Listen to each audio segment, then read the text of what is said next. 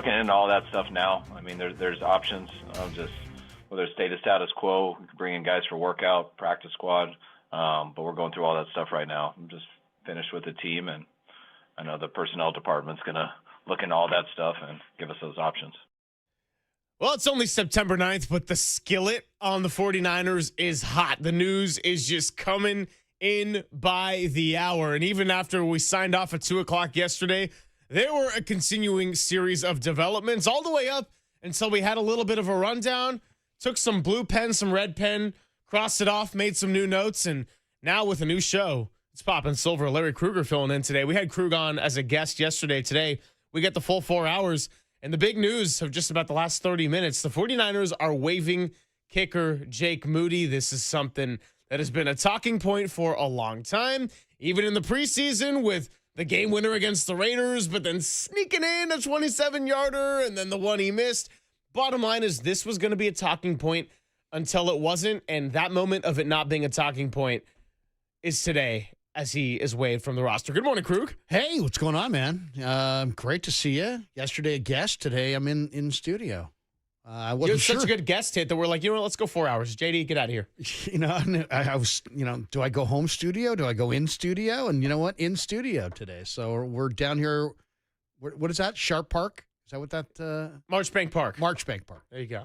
Yeah, feeling good. I feel bad for Jake. I do. I really feel bad for Jake. But, it's amazing. It's just life of a kicker in the NFL.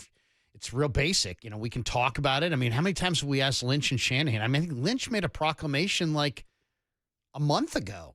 Like, Jake's going to be our kicker for years to come. He's going to be we have a quote of him going, he's going to be here for a long time. He's, Jake ain't going anywhere. And he's, so they tried everything to kind of force this square peg into the round hole. And it just, ultimately, if you make kicks, you hang and you get contracts and you stick around and you're a kicker. And if you don't make kicks, you're gone.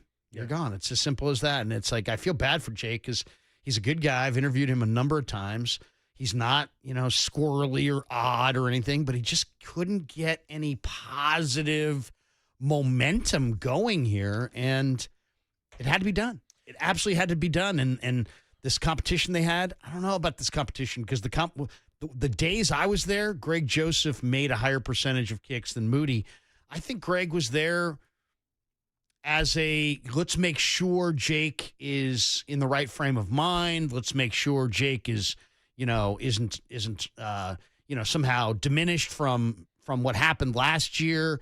And I felt like they saw that in Jake, and then they were like, okay, all right, Jake's not negatively affected by last year.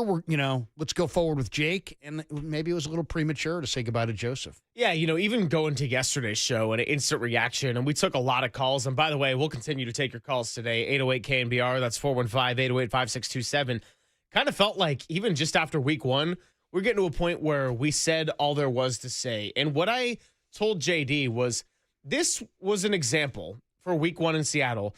This was the kind of game where you actually got to learn without learning the hard way, where you wanted to ride this out. You wanted to invest in your third-round draft capital, give him another chance. He started the year well, missed that one kick. And again, it was a costly one against the Rams. I'm not going to belabor it.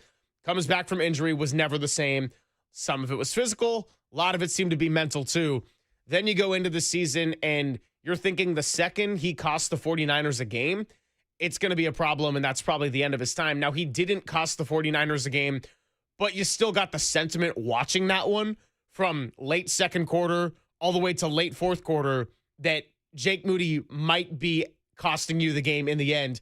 Instead, you get a couple of heroic plays from Brock Purdy to Jake Tonjes, 49er Player of the Week with Murphy Marcus. And then on the defensive side, you got Nick Bosa, which was all enough to get you the 17-13 win. And as we sit here today, we'll get into the injuries. We'll get into Moody. We'll get into all of it.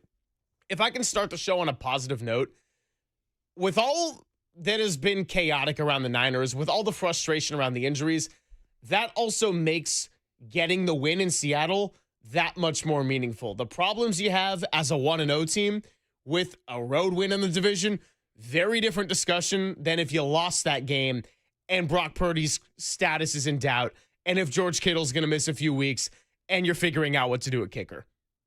I mean, I think we may see a lot of this year, when the Niners get the Saints this week. The Saints are maybe the worst team in pro football. But if the 49ers get a win, if they lose, the sky's falling. But if they get a win, we're still going to critique it and measure it against, should they have won bigger and this and that. A win's a win, man. It is hard to win in the NFL. And, if you get a win, you can breathe. If you don't get a win, it's hard to breathe. I mean, it's just hard. Everything is just, the room gets hot. What do we have? We got continuing breaking news because, like I said, the skillet is hot. George Kittle is going to miss at least the next 4 games. He is headed toward the injured reserve list. Yeah, that was the debate yesterday. That was the question. They said, I saw the estimate. It said 3 to 6 weeks. Yeah. So IR means he's got to be out 4 weeks. So it was probably a fait accompli that he was going down that road. Yeah, so he's missing. missing. That's a major blow. It's a major blow in the next 4 games. You got New Orleans, you've got Jacksonville, you've got the Rams, and then you've got Atlanta on the back end of that. So I mean, it's tough. And the fact that George Kittle was ruled out that quickly, it was really sudden, right? I mean, they get the ball back late second quarter. He's got a baseball cap on the sidelines. You're thinking, it's not just he's on the sideline with his helmet. He was ruled out pretty much right away. Then it comes through the radio broadcast. It comes through the TV pretty quickly. And IR ends up being the case. And that's a big bummer because we talked about this before the show. And we watched Jordan Mason last night, right?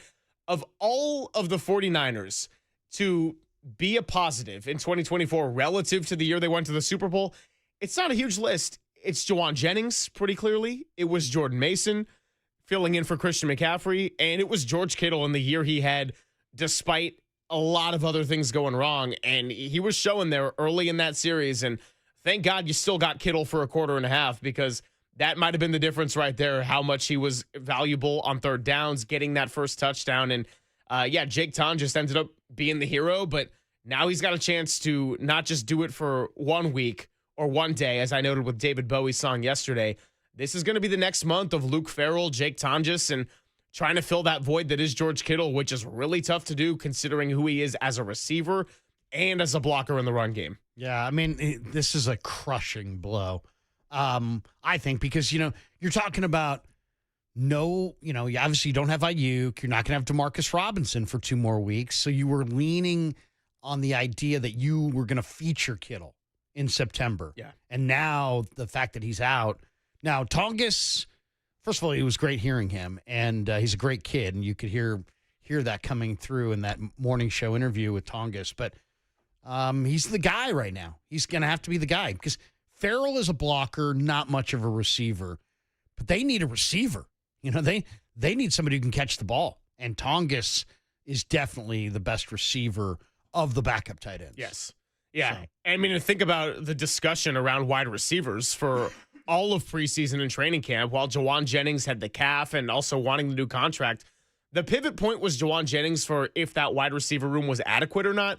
But the fallback was always, you should go draft George Kittle in fantasy. Well, you got George Kittle to help you out on the receiving end. And now you got no Ayuk, you got no Demarcus Robinson for 2 more games. Who knows what's going to happen with Brock Purdy ahead of Sunday. And you're not going to have Kittle for at least 4. So good thing they got that win in Seattle, and you play New Orleans, a team that is very beatable, but you still got to go take care of business because the margin for error is just continuing to shrink. So much to get into. 808 KNBR. I already see Ramon in San Jose on the line, so we'll take your call coming up in a bit. It's Moody, it's Kittle, it's Purdy. It's all your 49er start of the week breaking news on the Sports Leader.